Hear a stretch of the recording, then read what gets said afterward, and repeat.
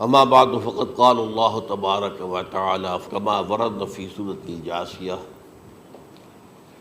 اعوذ باللہ من الشیطان الرجیم بسم اللہ الرحمن الرحیم وَإِنَّهُ لَعِلْمٌ لِلسَّاعَةِ فَلَا تَمْتَرُنَّ بِهَا وَاتَّبِعُونِي هَذَا صِرَاطٌ مُسْتَقِيمٌ صدق اللہ العظیم۔ رب اشرح لي صدری ویسر لي امری واحلل عقدۃ من لسانی یفقہوا قولی۔ اللہم ربنا الہمنا رشدنا واعذنا من شرور انفسنا۔ اللہم ارنا الحق حقا وارزقنا اتباعہ وارنا الباطل باطلا وارزقنا اجتنابہ، آمین یا رب العالمین۔ قادیانیت سے متعلق ایک بحث کا آغاز ہو گیا تھا، کیونکہ ہمارے علم میں یہ آیا تھا کہ قادیانیوں نے خاص طور پر ماڈل ٹاؤن کو اپنا ایک مرکز اور اپنا اڈہ بنانے کا فیصلہ کیا، اور اس کا ہمیں تجربہ بھی حاصل ہو گیا۔ کچھ نوجوان اہل سنت کے نوجوان میرے پاس آئے تھے اور انہوں نے میری توجہ ادھر منعطف کرائی کہ یہاں پر یہ اپنی جمعے کی نماز کے لیے اوپن گراؤنڈ استعمال کر رہے ہیں اور اس میں لگا لیتے ہیں پارٹیشن وغیرہ، اور بڑی یوں سمجھیے کہ بڑی مہم کے ساتھ دونوں طرف کی سڑکیں بند کر کے، اور جو بھی لوگ مسافر ہیں انہیں بھی دعوت دیتے ہیں کہ آئیں یہاں جمعہ پڑھیں، اور بعض لوگ مغالطے میں وہاں جمعہ پڑھ لیتے ہیں۔ تو اس کے حوالے سے انہوں نے کوشش کی کہ کچھ نہ کچھ اس سلسلے میں، کیونکہ انہوں نے مجھے لا کر قانون دکھایا۔ پاکستان میں جو قانون نافذ ہے وہ یہ ہے، چاہے یہ کہ وہ نافذ نہیں ہے بالفعل، لیکن ہے، قانون کی کتاب میں تو موجود ہے کہ قادیانی اپنے کوئی جو بھی ان کے نزدیک بھی ان کے مذہبی شاعر ہیں، ان کو مسلمانوں کی شکل میں برملا علی الاعلان ادا نہیں کر سکتے، کیونکہ وہ تو دھوکہ دینی بات ہو گئی کہ لوگ سمجھیں گے یہ مسلمان ہی ہیں۔ اب جب انہیں، آپ کو معلوم ہے کہ ہماری پوری جو مرکزی اسمبلی تھی، نیشنل اسمبلی، اس کے فیصلے کے تحت قرار دیا گیا بالاتفاق کہ قادیانی غیر مسلم ہے، دائرہ اسلام سے خارج ہے۔ یہ تو فیصلہ ہوا پارلیمنٹ کا ایک بڑے پیمانے، بعد میں پھر ضیاء الحق صاحب کے زمانے میں یہ تو ہوا تھا، آپ کو معلوم ہے، بھٹو کے زمانے میں۔ تو ضیاء الحق صاحب کے زمانے میں اسی کی گویا کہ فردر سٹیپ کے طور پر یہ بات طے کی گئی اور قانون بنا دیا گیا کہ وہ اپنی مسجد کو مسجد نہیں کہہ سکتے اور مسجد کی صورت پر نہیں بنا سکتے کہ گزرنے والے کو یہ خیال ہو کہ یہ مسجد ہے۔ اسی طرح وہ اگر کوئی اسلامی شاعر کا ارتکاب کریں گے علی الاعلان تو بھی یہ قابل تعزیر ہے، جرم ہے۔ وہ اپنے کئی احاطوں کے اندر، اپنے گھروں کے اندر جو چاہیں کریں، لیکن کھلے میدان میں آ کر جو شاعر اسلامی باہر، ان لوگوں نے سب کچھ اڈاپٹ تو کر رکھا ہے۔ سب سے بڑی بات تو وہ ہے کہ انہوں نے ایک جھوٹے نبی کا اقرار کیا ہے کہ وہ نبی ہے، اس نے ہمارے درمیان فصیل حائل کر دی ہے۔ اب جو اس کو مانتے ہیں ان کے نزدیک ہم کافر ہیں۔ آپ کو معلوم ہے کہ یہ میں بیان کر چکا ہوں کہ حالانکہ قائد اعظم کا کتنا بڑا احسان تھا کہ چودھری ظفر اللہ خان کو انہوں نے فارن منسٹر بنایا پاکستان کا، لیکن جب ان کا انتقال ہوا ہے قائد اعظم کا تو اس کے جنازے کی نماز میں شریک نہیں ہوا، وہ شخص موجود رہا۔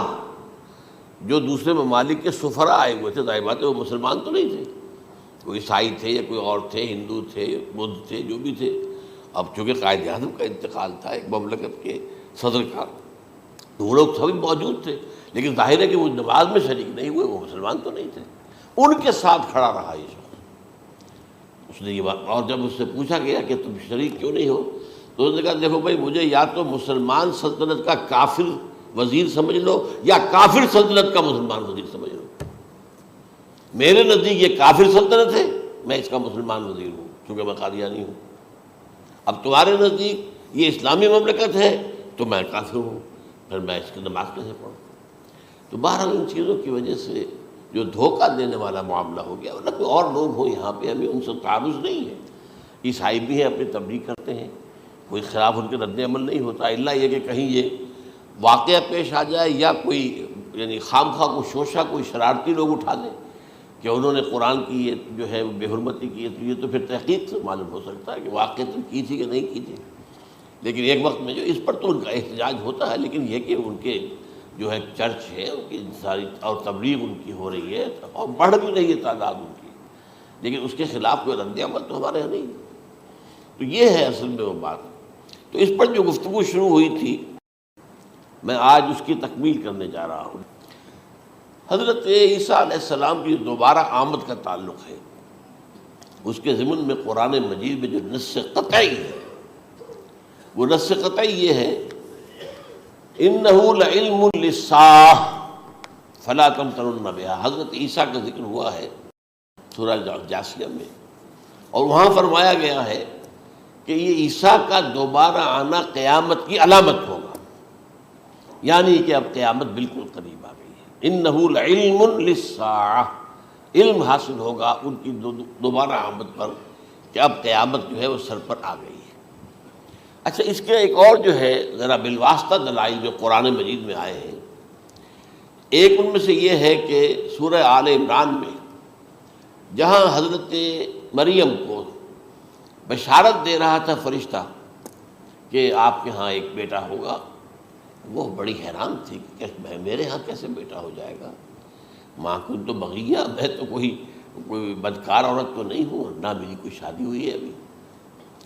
تو اس میں جو باتیں بیان کی تھی فرشتے نے، وہ جو بیٹا ہوگا اس کی کیا شان ہوگی، اس میں یہ الفاظ بھی آتے ہیں وَيُكَلِّمُ النَّاسَ فِي الْمَهْدِ وَكَهْلًا،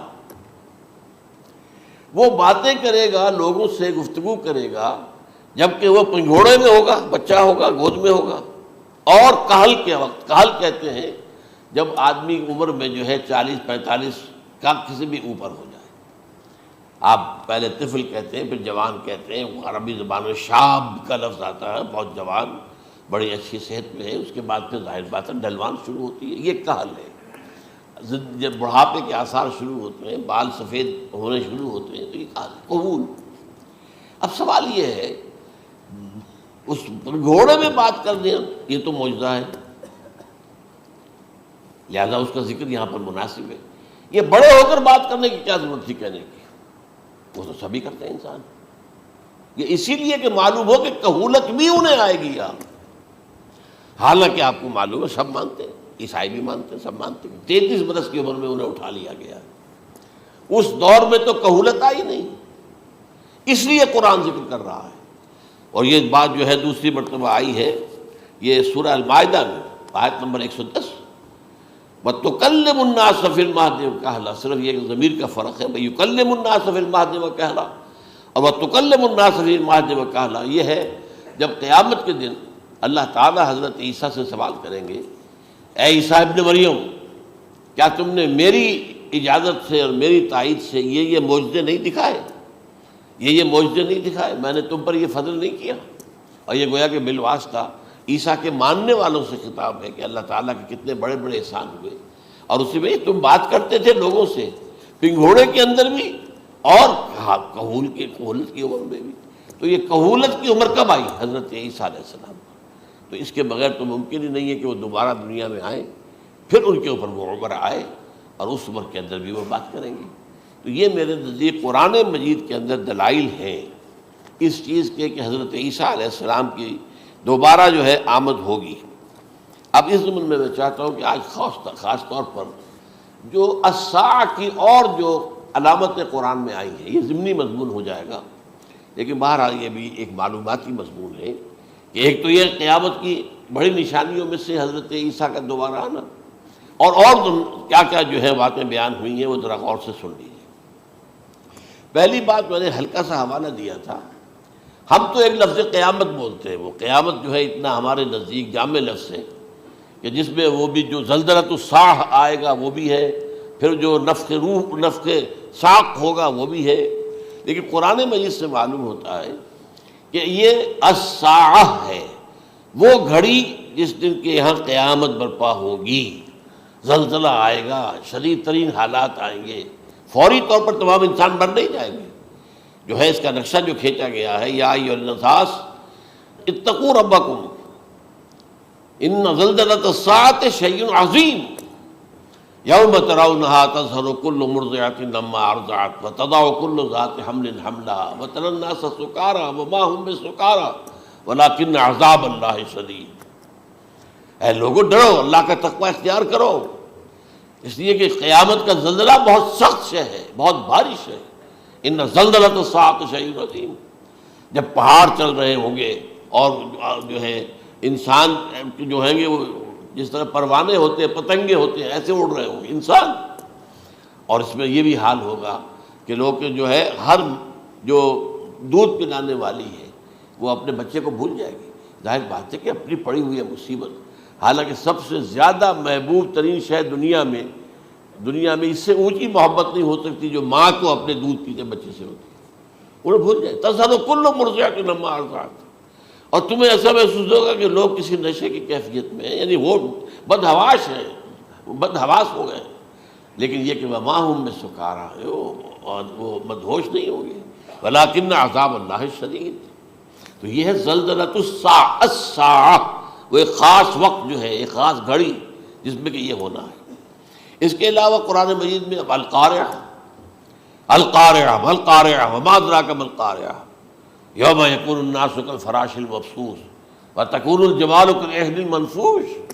اب یہ کیا ہے؟ یہ نقشہ ہے قیامت، یہ الساعہ، القارعہ الساعہ۔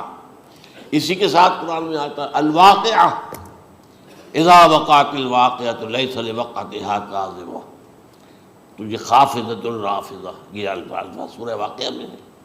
اسی طریقے سے اور جو ہے الحاقہ، ما الحاقہ وما ادراک ما الحاقہ، یہ تمام جو الفاظ قرآن مجید میں آئے ہیں یہ آئے ہیں الساعہ کے لیے، قیامت کے لیے نہیں۔ قیامت میں بعد میں بتاؤں گا آپ کو۔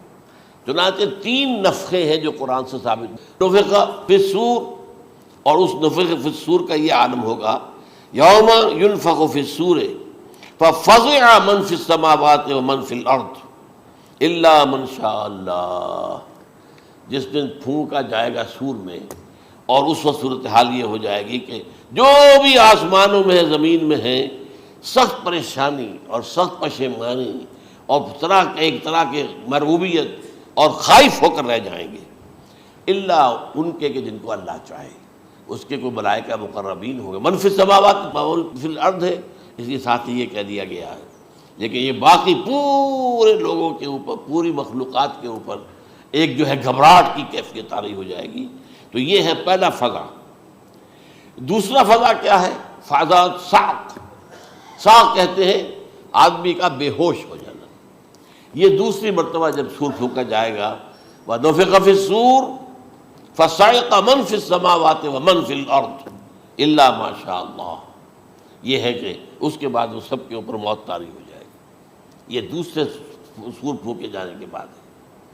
پھر ثُمَّ نُفِخَ فِيهِ أُخْرَى، پھر ایک مرتبہ اور پھونک ماری جائے گی، یہ تیسرا ہو رہا ہے۔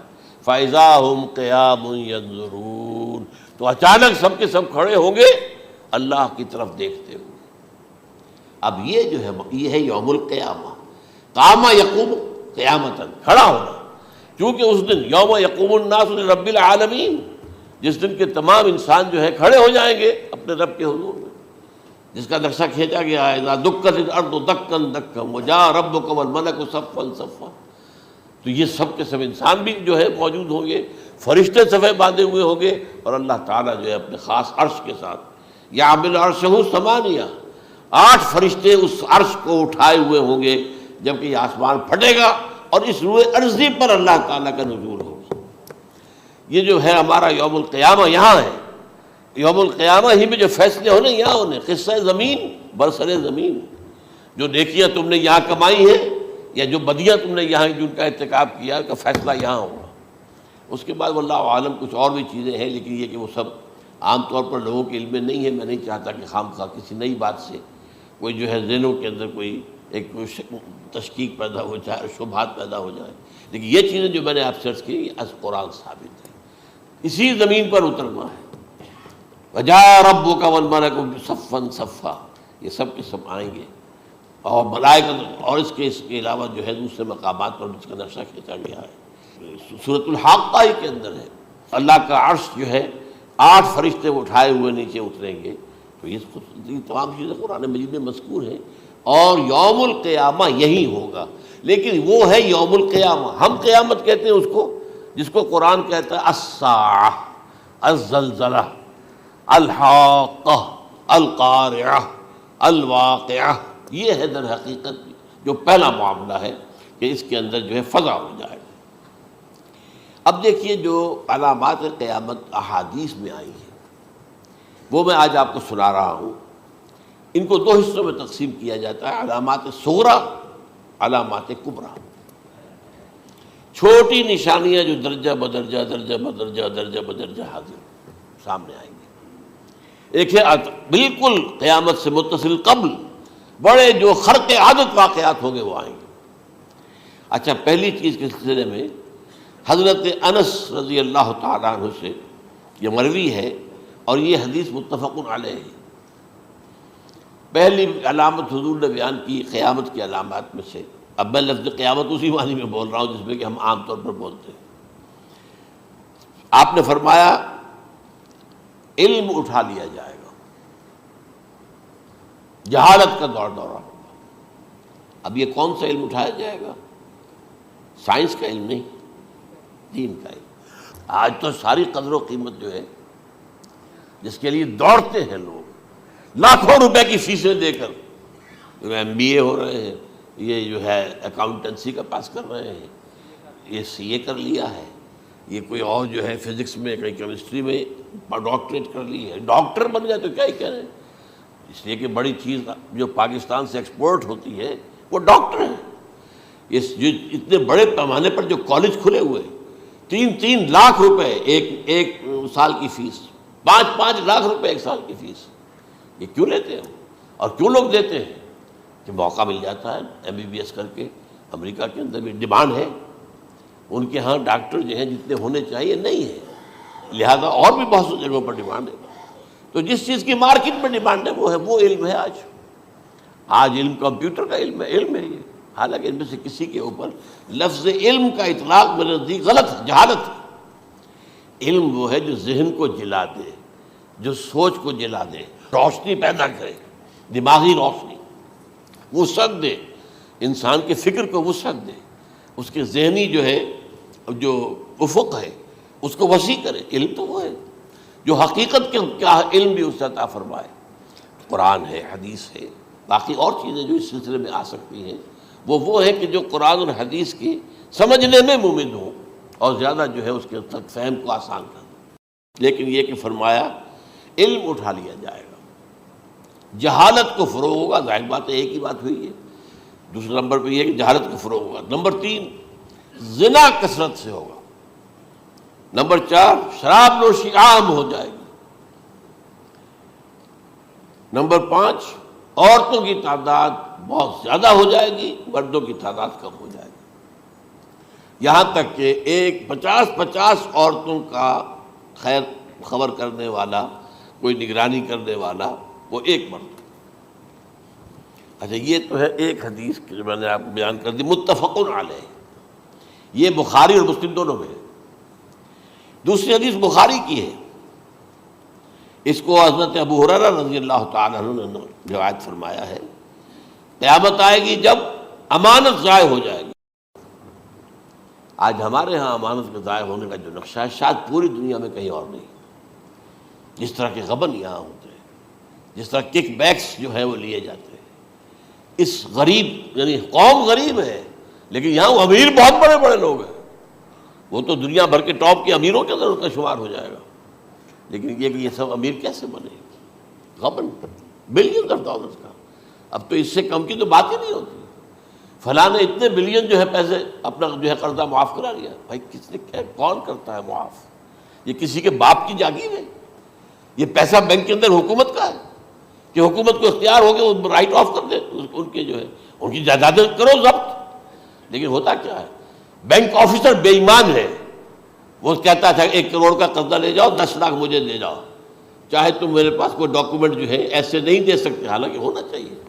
اتنا بڑا قرضہ لے رہے ہو تو ڈاکومنٹس یہاں پر ہمارے سامنے لاؤ کہ اگر تم نہ دے سکو تو ہم ان ڈاکومنٹس کے ذریعے سے تمہاری جائیداد، تمہاری کوئی جاگیر، تمہاری کوئی اور چیز اس پر قبضہ کریں۔ جب وہ وقت آتا ہے دیکھتے تو یہ ڈاکومنٹس ہی فیک ہیں۔ اللہ اللہ خرچ کیا کرے گا کوئی؟ بینک کا باپ بھی واپس نہیں لے سکتا۔ اور یہ سب کس کی بے ایمانی ہے؟ وہ جو بیٹھا ہوا بینک مینیجر، سارا سودا اس کے مابین ہوتا ہے کہ 1 کروڑ ہے نا، 10 لاکھ مجھے دو، 90 تم لے جاؤ. باقی یہ کہ ٹھیک ہے میں تمہارے جو ڈاکومنٹس تم پیش کر رہے اس میں کوئی اعتراض نہیں کرتا، بس جاؤ. اور نمبر 2، حکومت نااہلوں کے سپرد ہو جائے گی. یہ ہے امام بخاری کی روایت کردہ روایت جو حضرت ابو ہریرہ سے.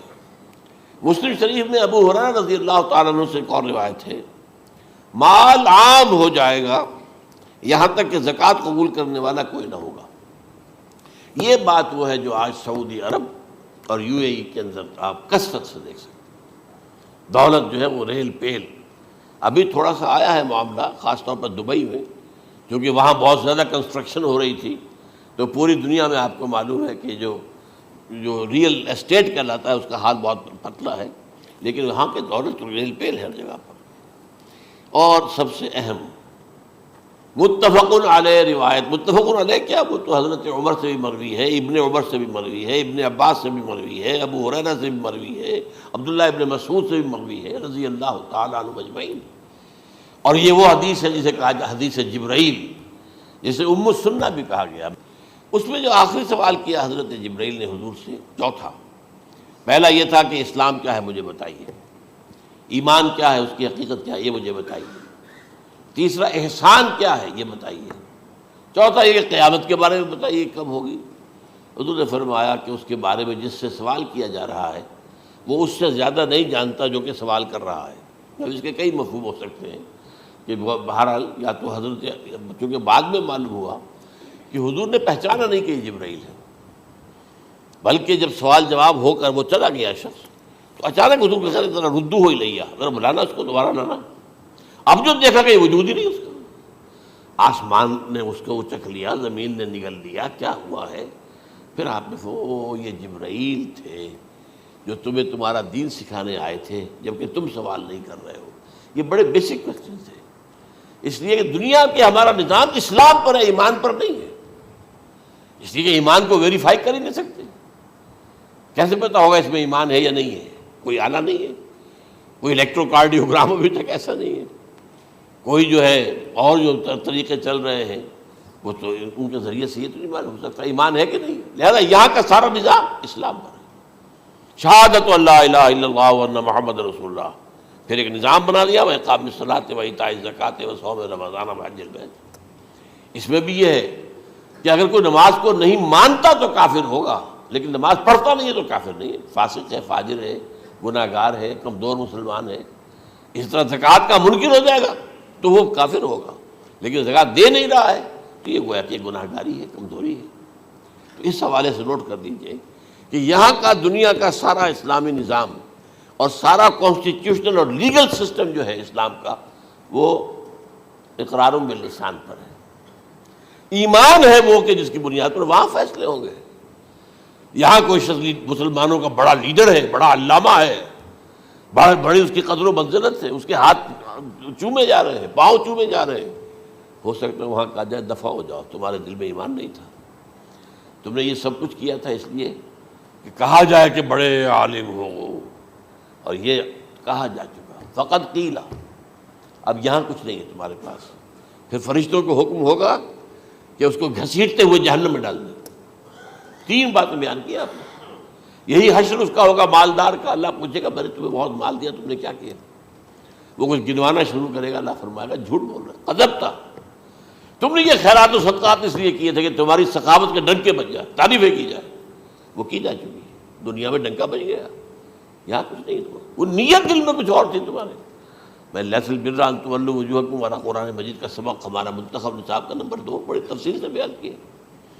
یہی معاملہ ہوگا اس عالم کا.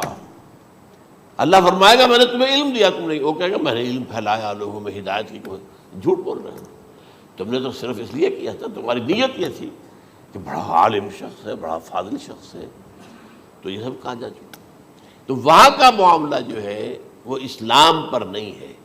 یا آپ دکھائیں گے دیکھیے میرا آئیڈینٹی کارڈ، اس پہ اسلام میرا مذہب لکھا ہوا ہے، یا یہ میرا پاسپورٹ ہے. آئیڈینٹیفیکیشن کے لیے دنیا میں عام طور پر یہ چیزیں ہوتی ہیں. کوئی تعلق نہیں.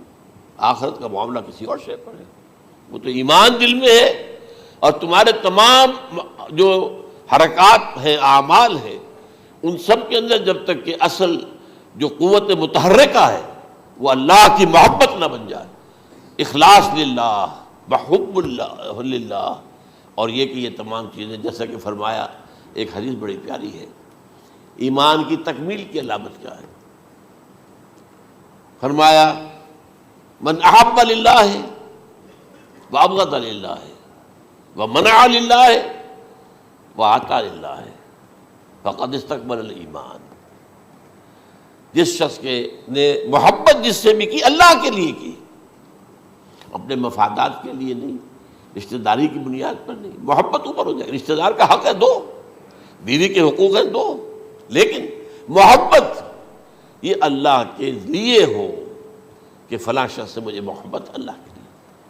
اور اگر نفرت رکھی تو اللہ کی وجہ سے رکھی، اس لیے رکھی کہ وہ اللہ کے دین سے دور ہے، وہ اللہ کے راستے پر نہیں آ رہا ہے، وہ فسق و فجور کی جو ہے زندگی کو آ رہا. اس میں بھی یہ ہے کہ یہ نہیں ہے تعلق قطع کر لو، تعلق قطع کرو گے تو تبلیغ اور اصلاح کا موقع کہاں رہے گا، لیکن دلی محبت نہیں ہوگی اس سے. تو اگر محبت ہے تو اللہ کے لیے، اور نفرت ہے تو اللہ کے لیے. اور کسی کو کچھ دیا ہے تو اس لیے کہ اللہ کا حکم ہے کہ دوں، اور کسی سے کچھ روکا ہے تو اس لیے کہ اللہ کا حکم ہے کہ روکوں، اس کو نہیں دینا ہے. فقد استکمل الایمان، تو اس شخص نے ایمان کی تکمیل کر لی. یہ ہے اصل جو ڈیسائیڈنگ فیکٹر ہے، وہ یہ ہے. اور اس ایمان کی پہلی علامت کیا ہے؟ کیسے معلوم ہو میرے اندر ایمان ہے؟ پہلی علامت سب سے کم تر درجے کا ایمان، اس میں فرمایا گیا اذا اساءت کا سیئۃ وحسنت کا حسنۃ فانت مومن. اگر کوئی اچھا کام کر کے خوشی ہو اور کوئی برا کام ہو جائے تو ملامت ہو، یہ کیا کر بیٹھا، یہ میں نے کیا کیا ہے، یہ مجھے نہیں کرنا چاہیے تھا. یہ اگر احساس ہے نیکی اور بدی کا تو تمہارے اندر ایمان ہے. یہ ایمان ہے ادنا درجے کا. اور وہ ایمان من احب للہ ہے، وابغض للہ ہے، واعطى للہ ہے، ومنع للہ ہے، فقد استکمل الایمان. اچھا، یہ جو متفق علیہ حدیث ہے جو حضرت جبرائیل کی ہے، اس میں پھر انہوں نے کہا کہ اچھا اگر آپ مجھے یہ کب ہوگی قیامت نہیں بتا سکتے تو اس کی کچھ علامتیں بتائیے. یہ بڑی عظیم کیونکہ یہ تو تمام احادیث کے اندر میں نے عرض کیا نا کہ سب سے زیادہ صحابہ سے منقول ہے. اور آپ نے فرمایا کہ جب لونڈی اپنی مالکہ کو جنے گی اور تم دیکھو گے کہ ننگے بدن ننگے پیر بھوکے ننگے بھیڑوں اور بکریوں کو چرانے والے اونچی سے اونچی عمارتیں بنانے میں ایک دوسرے کا مقابلہ کریں گے. اذا تلد الامۃ ربتها، کیا بات ہے، یہ خاص الفاظ کیوں کہے گئے؟ اولاد والدین کے سامنے دب کر رہتی تھی، کبھی سینہ تان کر بات نہیں کرتے تھے. ٹھیک ہے، کوئی بات آپ مان نہیں سکتے، ابا جان یہ بات تو میں نہیں کر سکتا. یا فرض کیجئے کہ وہ آپ کو کسی نیکی سے روک رہے ہیں، کہ دینی کام سے روک رہے ہیں، ابا جان یہ تو میں نہیں کروں گا، یہ تو دین کا فرض ہے. یہ کہیں آپ، اور ڈٹ کر کہیں اور جمیں اس پر. لیکن یہ کہ کوئی سرکشی کا انداز نہ ہو، ایسا نہ ہو کہ اپنے جناب سینے کو تان کر کے کھڑے ہو جائے، میں نہیں کروں گا یہ نہیں، یہ غلط ہو جائے. اچھا، اولاد میں بیٹی جو ہوتی تھی وہ زیادہ سبارڈینیٹ، سبمسیو، بات ماننے والی، کہیں بھی سر اونچا نہ کرنے والی. اور آخری دور میں کیا ہوگا، بیٹیوں سے مائیں ڈریں گی، انہیں ٹوک نہیں سکتی کسی بات پر، پتہ نہیں کیا بک دے گے، کیا بکواس کر دے. یہ تو ہمارے ہاں ہو گیا ہے. باہر کیا ہے، تو آپ یہ بھی نہیں پوچھ سکتے. آپ کی 13 برس کی لڑکی آئی ہے رات کو 1 بجے، نہیں پوچھ سکتے کہاں رہی ہو، یہ رات کہاں گزاری، پوچھ ہی نہیں سکتے. یہ پوچھنا بھی جرم ہے.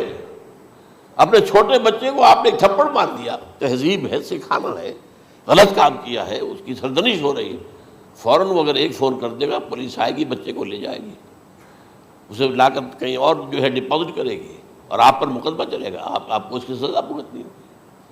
ظاہر بات ہے کہ پھر وہاں سرکشی کا کیا عالم ہوگا. پھر اولاد کہاں سر جھکائے گی، کس درجے میں جھکائے گی، اس کی تربیت عثمانی ہوئی نہیں. تو ان تلد الامۃ ربتها، گویا کہ بیٹی کے نزدیک ماں جو ہے وہ ایسی ہو جائے گی جیسے لونڈی. گویا کہ لونڈی نے ایک اپنی مالکہ کو جنم دیا ہے، بیٹی مالکہ بن جائے گی اور ماں جو ہے لونڈی بن جائے گی، اور دولت کی ریل پیل کا ابھرتا دکان، یہ جو بھوکے ننگے اور مفلس، کیا حال تھا 100 برس پہلے، انہیں کھانے کو کچھ نہیں ملتا تھا۔ یہ مشرقی ساحل پر تھے، یہ سوائے یہ کہ مچھلیاں پکڑ لی، اللہ خیر اللہ وہ کھا لی، یا کہیں ان کو بیچ دیا، کوئی بنڈی لگ گئی، بنڈی لگ جاتی تھی وہاں، اور کیا تھا۔ اور مغربی ساحل پہ کیا ہوتا تھا، ساری ان کی معیشت حج کے گرد گھومتی تھی، حاجی آئے ہیں، خریداریاں کر رہے ہیں، اور آپ کو معلوم ہے پوری دنیا سے مال پہلے بھی پہنچتا تھا وہاں، آپ کو جو ہے ہر ملک کے ہر کونے کا پھل وہاں مل جائے گا آج بھی۔ اور وہاں پر یہ ہے کہ سب سے بڑی بدوؤں کے لیے سب سے بڑی بات کیا تھی، قربانی کا گوشت، اسے وہ سکھاتے تھے، سخت چمڑے کر کے کھاتے تھے، یہ ان کا حل تھا۔ آج جا کر دیکھیے نئے شہر بن رہے ہیں، امریکنز کو کانٹریکٹ دیے جا رہے ہیں، بالکل ماڈرن شہر بنا دو، ایک ایبسلیوٹلی ماڈرن شہر جو ہے، وہ جو مشرقی ساحل کے اوپر جو پہلے سے آرام کو سٹی ہے، امریکن سٹی ہو، اس کے اندر کوئی سعودی بھی داخل نہیں ہو سکتا سوائے جس کے پاس اس سٹی کی طرف سے لائسنس نہ ہو، اور اس کی چار دیواری کے اندر، چار دیواری کیا فصیل کے اندر کہی ہے، جو چاہو کرو، کوئی تم پر پابندی نہیں، ننگے نہاؤ، تالاب ہے نہا رہے، ننگی عورتیں ننگی مردیں نہا رہے، کوئی پوچھنے والا نہیں۔ اب اسی قسم کا ایک سٹی آباد ہونا جا رہا ہے مغربی ساحل پر، جدہ اور ینبوع کے درمیان، اور اس میں اصل میں جتنی بھی دولت ہے جو پیٹرول کی ہے وہ وہیں پر رکھ لی جاتی ہے امریکہ کے اندر، تاکہ امریکہ جو ہے ایسے ایسے پروجیکٹ بنا کر جب تمہیں دے گا تو اس میں سے پیسے لے گا، وہ نہیں ملتی ان کو واپس۔ بہرحال یہ تو ایک میں نے ایک جگہ آپ سے ذکر بھی کیا تھا، دی کنفیشنز آف این اکنامک ہٹ مین، وہ کنفیشنز کی بات جو ہے اگر آپ میں سے کسی کو دلچسپی ہو تو اسے پڑھیں کہ کس طریقے سے 1973 کے آئل امبارگو کے بعد جو شاہ فیصل شہید کے زمانے میں ہوا تھا، پھر جس طریقے سے امریکہ نے ان تمام ممالک کو جکڑ لیا ہے، اس کا پورا جو پروسیس کیا تھا وہ سامنے آتا ہے۔ پر اس کے بعد آتا ہے علامات کبریٰ کا ذکر، بڑی علامتیں جو کہ بالکل خرق عادت کے انداز میں ہوگی، جن کا معاملہ جو ہے وہ آپ کے ناپ تول میں نہیں آ سکتا، آپ کی کیمسٹری فزکس ان کا جو ہے وہ نہیں کر سکتی، ادراک ہوگا یہ قیامت کی۔ ان میں نمبر 1 کیا ہے، ایک بہت بڑا دھواں آئے گا، پوری دنیا کو لپیٹے گا۔ نمبر 2 دجال کا ظہور ہوگا، جو اپنی خدائی کا دعویٰ لے کر آئے گا اور بنوائے گا، اس کے ہاتھ میں ہو جائیں گے، قبضے میں ہو جائیں گے سارے ذرائع پیداوار کے، اس کی طرف بھی پہلا قدم اٹھ چکا ہو، ٹرپس کے نام سے معاہدہ ہو چکا ہے، کوئی ملک اپنا بیج پیدا نہیں کر سکتا، یہ بیج ہم نے ڈیولپ کیے ہیں، ان کے ڈیولپمنٹ سے پہلے تم ایک ایکڑ سے کتنی گندم لیتے تھے، آج کتنی لے رہے ہو، کس بنا پر؟ جینیٹکس کا جو کام ہم نے کیا ہے اس کی بنا پر ہو رہا، ہاں تو ہمارا حق ہے، اس کی رائلٹی ہمارے پاس آنی چاہیے، لہذا صرف ان اداروں سے ملٹی نیشنل سے خریدا جائے گا بیج، اور بیج بھی وہ دیں گے وہ کہ جس سے جو فصل اگے گی وہ بیج نہیں لا سکتے، وہ بیج کا کام نہیں کر سکتے۔ جیسے آپ کو معلوم ہے کہ آپ کے ہاں جو گوشت کھایا جاتا ہے مرغے کا، تو مرغا وہ جو ہے اس میں مرغا ہو یا مرغی ہو، اس کے اندر کوئی وہ کیفیت ہی نہیں ہے، ان کے انڈے جو ہے ان سے آپ بچے حاصل نہیں کر سکتے، ہے تو انڈا، دیکھنے کو تو انڈا ہے، لیکن وہ بنڈا جو ہے اس سے بچہ تو نہیں حاصل کر سکتے۔ ایسے ہی وہ گندم کا بیج دیں گے، نظر آئے گی گندم، لیکن اس کے اندر وہ صلاحیت نہیں ہے کہ اس سے جو فصل اگے گی اس کا نتیجہ جو ہے وہ بھی آپ لے سکیں، یہ ہونا ہے، اللہ جانے، قدم اٹھ رہے ہیں ادھر۔ پھر یہ ہے کہ دابۃ الارض، زمین سے ایک حیوان نمودار ہوگا، زمین شق ہوگی۔ ابھی میں کہہ رہا ہوں خرق عادت ہے، یہ چیزیں وہ نہیں ہیں جو ہماری کسی حساب کتاب میں جو باتیں پہلے آئی ہیں وہ تو حساب کتاب میں آ رہی ہیں، ساری سمجھ میں آ رہی ہیں، ساری چیزیں مشاہدہ ان کا ہو رہا ہے، لیکن یہ ہے کہ دابۃ الارض، یہ کہتے ہیں کہ کوہ صفا، اس میں تو نہیں ہے حدیث میں، کوہ صفا پھٹے گا اور اس میں سے ایک حیوان دابہ وہ ظاہر ہوگا، تو اسی لیے فرمایا ہے وَإِذَا وَقَعَ الْقَوْلُ عَلَيْهِمْ أَخْرَجْنَا لَهُمْ دَابَّةً مِّنَ الْأَرْضِ تُكَلِّمُهُمْ، تو ہم اندر سے پیٹ کے چیر کر زمین کے پیٹ کو ایک حیوان کو برآمد کریں گے جو انسانوں سے بات کرے گا، گفتگو کرے گا۔ نمبر 4 طلوع الشمس من المغرب، یہ بھی خرق عادت، سورج تو طلوع ہوتا ہے مشرق سے، غروب ہوتا ہے مغرب میں، لیکن اس وقت معاملہ الٹا ہو جائے، یعنی جو کائنات کے اندر جو گڑبڑ ہوگی کچھ سمجھ میں بات آتی ہے کہ یہ معاملہ جو ہے یہ تو اس پورے سولر سسٹم کو اگر بدل دیتے ہیں تو مشرق مغرب ہو جانا، مغرب مشرق ہو جانا، یہ بالکل سمجھ میں آنے والی بات ہے۔ اس کے بعد ہے عیسیٰ ابن مریم کا نزول، جس کے بارے میں آج میں نے گفتگو کی ہے تفصیل سے۔ یہ نزول ہونا ہے، یہ علامات قیامت میں سے حضور نے بیان فرمایا ہے، اور قرآن مجید کی جو اصطلاحات ہیں اس کے حوالے سے میں نص قطعی جو ہے وہ میں آپ کے سامنے رکھ چکا ہوں۔ پھر یاجوج ماجوج کا ایک معاملہ ہے، یہ میں ابھی اس وقت زیادہ اس پر بات نہیں کر سکتا۔ حضرت عیسیٰ علیہ السلام کے نزول کے بعد 2 کام ہوں گے، یہودیوں کا قلع قمع ختم، تمام یہود، ایک کام تو یہ ہونا ہے، اور نمبر 2 عیسائیت کا ختم ہو جانا۔ عیسائیت کی نفی کر دیں گے، بھائی تم مجھے خدا کا بیٹا بنائے بیٹھے ہو، میں تم خدا کا بیٹا نہیں ہوں، میں تو اس کا بندہ ہوں، رسول ہوں، میں نے تم سے کب کہا تھا کہ مجھے خدا کا بیٹا بناؤ۔ نمبر 2 یہ کہ وہ خنزیر کو قتل کر دیں گے، یعنی یہ تم نے خنزیر کب سے کھانا شروع کر دیا؟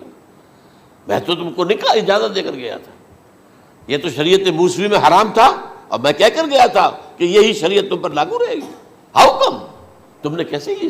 آج بھی بہت سے رومن کیتھولکس جو ہے وہ سور نہیں کھاتے، وہ اس میں ہے ان کے اندر کچھ نہ کچھ بعض جو ہے جو حضرت عیسیٰ کی تعلیمات کا کچھ اثر ان کے ہاں ہے۔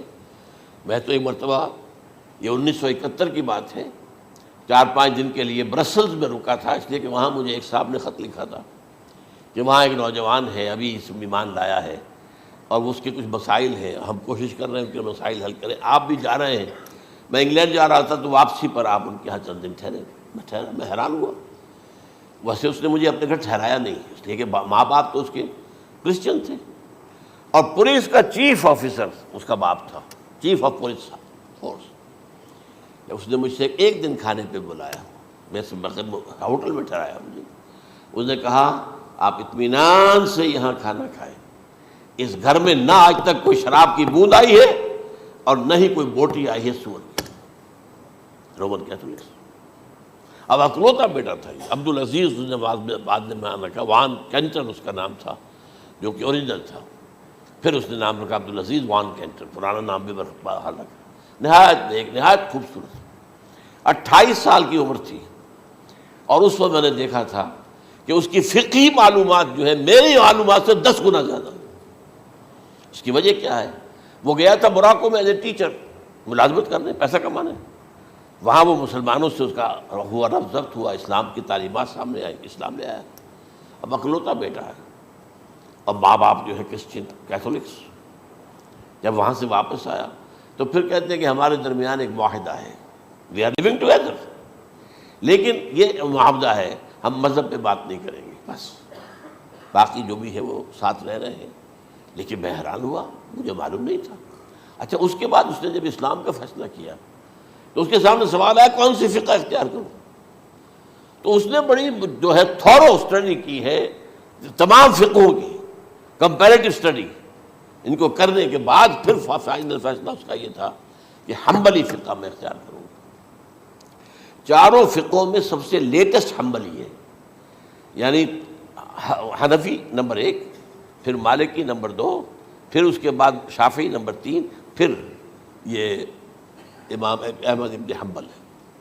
اور امام احمد ابن حنبل کے زمانے تک احادیث بہت بڑے پیمانے پر جمع ہو چکی تھی، جبکہ ابھی حضرت امام ابو حنیفہ کے زمانے میں کوئی اتنا زیادہ جو ہے حدیث کا بھی ذخیرہ نہیں بنا تھا۔ اسی پر تو لوگ حیران ہوتے ہیں کہ زیادہ حدیث امام ابو حنیفہ کے علم میں نہیں تھی، لیکن مجال ہے کہ ان کا کوئی فتویٰ جو ہے کتاب و حدیث کے، کتاب اور سنت کے خلاف ہو۔ اگرچہ انہوں نے صاف کہا کہ اگر تم پاؤ کوئی ایسی سچی حدیث، پختہ حدیث جو میری کسی رائے کے خلاف ہو تو میری رائے کو دیوار پر دے مارنا اور اس صحیح حدیث کا پیروی کرنا۔ لیکن ویسے اس کے بعد یہ کمال یہ ہے کہ بہت ہی کوئی شاذ معاملہ ہے کہ جس میں ان کا کوئی فتویٰ وہ کتاب و سنت کے منافی ہو یا سنت کے منافی ہو۔ کتاب پہ تو سوال پیدا نہیں ہوتا، کتاب تو ساری ان کے سامنے موجود تھی۔ اس کے بعد یہ ہے کہ یاجوج ماجوج، جس میں بتا رہا تھا آپ کو کہ جب عیسائیت بھی ختم ہو گئی، یہود ویسے ختم ہو گئے، استیصال ہو گیا، جڑ کٹ گئی، اب عیسائیت گویا کہ اسلام میں ضم ہو گئی، عیسائیت مذہب ختم، یہودی خود ختم، اب یہ طاقت کتنی ہو جائے گی؟ تقریباً 2/3 دنیا آ گئی، تمام اب عیسائی 2 ارب کے قریب ہیں، 1 ارب 90 کروڑ ہوں گے، یا مسلمان بھی 1,50,60,00,000 ہیں، دونوں کو جوڑ لیجیے کتنے ہو گئے؟ 6 ارب کل آبادی ہے۔ لیکن اس کے بعد آتا ہے یاجوج ماجوج کا خروج۔ یہ یاجوج ماجوج میرے نزدیک چائنا اور رشیا ہے، ان کی مجموعی طاقت اتنی ہوگی، اور یہ اس طرح آئیں گے ہر اونچائی پر سے اترتے ہوئے، پھسلتے ہوئے، جیسے 1962 میں جب وار ہوئی تھی بٹوین چائنا اینڈ انڈیا 1962 میں، تو وہ اس وقت کا نقشہ مجھے آج بھی اخبارات میں پڑھتا تھا تو یاد، waves after waves of Chinese soldiers were coming down the slopes of Himalayas۔ یہ تو وہ ہے نا جن کی تعداد کا کوئی حساب نہیں ہے، اور رشیا اور یہ مل کر جو ہے، میرا اندازہ یہ ہے کہ جب پہلے ملحمۃ العظمیٰ ہوگی وہ عیسائیوں اور مسلمانوں کے درمیان، اس وقت یہ دونوں پاورز نیوٹرل رہے گی، لیکن غالباً یہ بات طے کر لیں گی کہ ویپنز آف ورلڈ جو ہے ماس ڈسٹرکشن، یہ استعمال مت کرنا، اگر یہ ویپنز آف ماس ڈسٹرکشن استعمال کرو گے تو ہم میدان میں آ جائیں گے۔ اس میں وہ جنگ جب ہو چکے گی، پھر حضرت عیسیٰ کو فتح حاصل ہو جائے گی، اور پھر یہ کہ یہودیت ختم ہو جائے گی، عیسائیت بطور مذہب ختم ہو کر اسلام میں ضم ہو جائے گا، پھر وہ 40 برس کا عہد حکومت ہے حضرت عیسیٰ علیہ السلام۔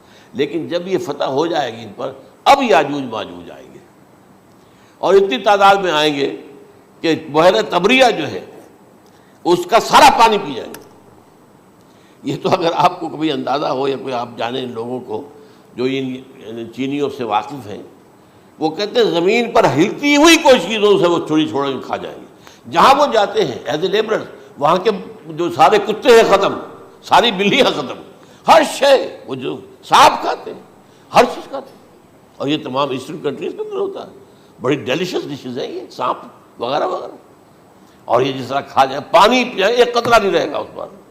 تو پھر جو ہے اللہ تعالیٰ اس وقت جو ہے اس میں ایک ایسی بیماری پیدا کرے گا، یہ سب مر جائے، یہ معجزے سے ہوگا، یعنی ان کے اوپر فتح جو ہے وہ عام لڑائی کے ذریعے سے نہیں ہوگی، بلکہ اس کے اوپر فتح جو ہوگی وہ اللہ تعالیٰ سے بوجھ، ایک بیماری پیدا ہوگی، سب مر جائے گا، اور اس کے بعد اللہ تعالیٰ ایسے پرندے بھیجے گا بڑی لمبی لمبی گردنوں والے، وہ ان سب کو کھا جائیں گے، جیسے ہمارے ہاں گدھ ہوتے ہیں، وہ ان کو صاف کر دیں گے۔ ورنہ تو یہ ہے کہ پوری دنیا کے اندر جو بدبو اور جو پیدا ہوتا معاملہ اس سے، تو اس نوع انسانی کی بقا ممکن نہیں تھی۔ ان کے خاتمے کے بعد پھر یہ ہوگا کہ حکومت اسلامی جو ہے پوری دنیا میں حضرت مسیح علیہ السلام کی ہوگی، 45 برس وہ رہیں گے، اسی میں وہ کہلن بھی آ جائے گا، وہ فی المہد و کہلن جو میں نے شروع میں بیان کیا تھا، اسی میں پھر یہ ہے کہ وہ شادی بھی کریں گے، ان کی اولاد بھی ہوگی، اور پھر ان کا انتقال ہوگا تو حضرت حضور صلی اللہ علیہ وسلم کے حجرے میں، وہیں پر جہاں حضور اور ابو بکر اور عمر رضی اللہ تعالیٰ عنہم دفن ہیں، وہیں پہ ان کو دفن کیا جائے گا، اور قیامت کے دن حضور فرماتے ہیں کہ میں اور یہ تینوں ساتھ نکلیں گے۔ تو یہ ہے حالات و واقعات۔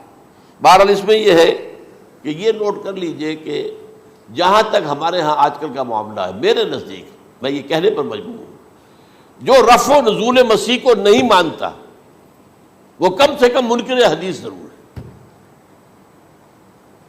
میں اس سے کم کا فتویٰ نہیں دے سکتا۔ اب یہ ہے کہ جو لوگ مہدی کو نہیں مانتے ان کا معاملہ میں مختلف سمجھتا ہوں، چند منٹ لے رہا ہوں آپ کے، اور اس لیے کہ ان کی حدیثیں صحیحین میں نہیں ہیں، بخاری مسلم میں نہیں، اور یہ کہ بہرحال ان کا معاملہ جو ہے وہ ایسا نہیں ہے حضرت عیسیٰ کا۔ حضرت عیسیٰ کے آنے کا جو کچھ ہوگا وہ تو میں نے آپ کے سامنے بیان کر دیا، لیکن یہ ہے کہ حضرت مہدی ہمارے نزدیک اس میں خرق عادت کوئی ہے ہی نہیں، جیسے ہر صدی کے مجدد ہوتے ہیں، آخری صدی کے مجدد وہ ہوں گے، اور میرے نزدیک یہی آخری صدی ہے، اور اسی میں حضرت مہدی کا ظہور ہو جانا۔